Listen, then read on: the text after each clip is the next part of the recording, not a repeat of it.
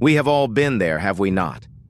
That moment when a small annoyance, a minor inconvenience begins to fester, growing into something far more sinister. It often starts subtly, with a misplaced sense of authority, a power trip taken too far.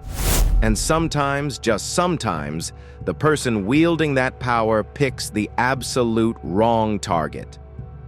When Mark first moved into Oak Ridge, he was looking for peace. A quiet suburban street, a place to finally settle down. He found his ideal home, complete with a sprawling oak in the front yard, and signed the papers. What he did not sign up for was the self-appointed queen of the cul-de-sac, the Homeowners Association president, Mrs. Albright.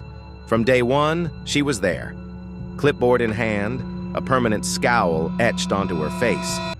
Her first welcome was a notice about his mailbox being non-compliant, followed by a barrage of fines for a perfectly manicured lawn, for noise violations he could not have committed, and for unapproved modifications that simply did not exist. It was a relentless, petty assault. Mark, a man who valued his quiet life, initially just rolled his eyes. He tossed the letters, ignored the increasingly aggressive voicemails. He believed she would eventually tire and move on.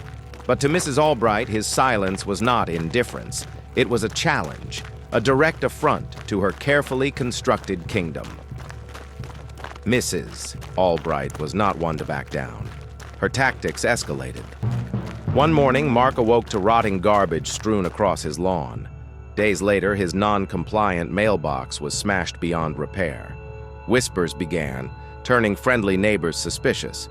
Mrs. Albright, a master of insinuation, painted Mark as a disruptive force, a threat to their peaceful community.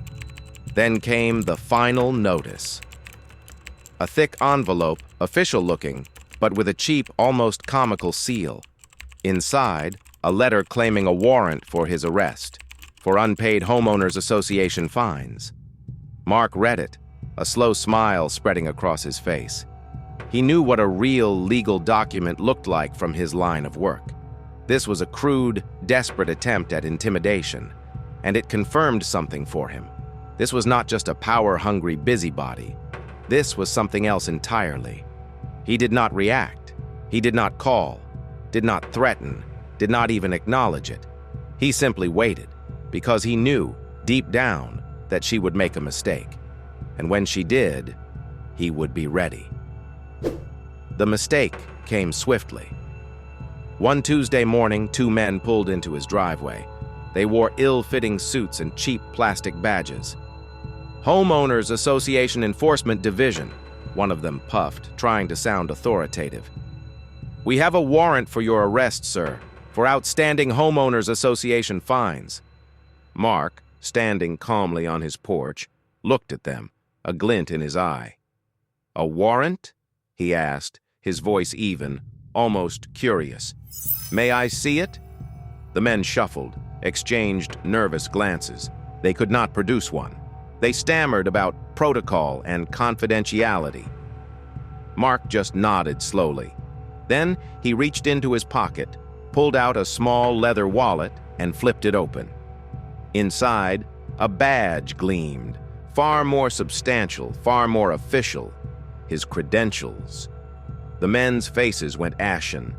One dropped his clipboard, the others sprinted back to their car, speeding away in a cloud of dust and a lingering sense of disbelief. In that moment, Mark knew. This was not just a neighborhood dispute. This was not just a rogue Homeowners Association president. This was a coordinated effort, a scheme. And he, a former federal investigator, knew exactly what to do next. His methodical investigation began, just like old times. He delved into the Homeowners Association's finances, meeting minutes, and past violations. He spoke to other homeowners, listening to stories of similar harassment, inexplicable fines, and mysterious foreclosures. The pattern emerged, chillingly clear. Mrs. Albright had not merely flexed her authority. She had orchestrated a fake enforcement group, a shadow organization designed to terrorize homeowners. Bogus paperwork, fabricated legal threats, and outright intimidation were her tools. Some residents, terrified, had lost their homes through fraudulent foreclosures. This was not neighborhood politics anymore. This was organized fraud, a criminal enterprise masquerading as community governance. So Mark set his trap. He responded to Mrs. Albright's latest, most aggressive letter, the one demanding immediate payment or further action. He requested a formal hearing, an arbitration session, as per the Homeowners Association's bylaws.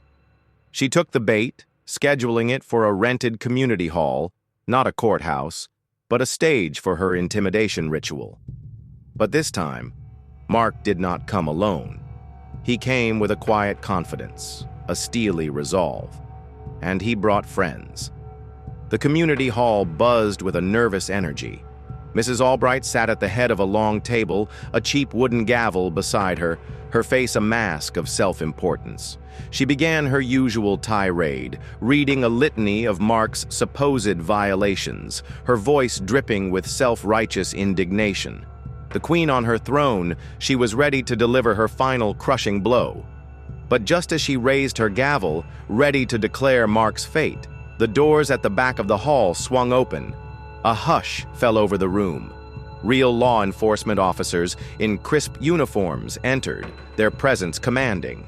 This time, they carried legitimate documents. They walked directly to Mrs. Albright, their faces grim.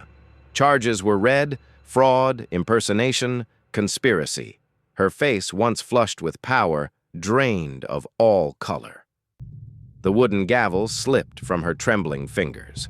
She looked frantically at her board members for support, but they, realizing the gravity, slowly stepped back, leaving her isolated. The act was over. The fallout was swift and absolute. The Homeowners Association board faced immediate investigations. The organization, built on fear and fraud, was dissolved.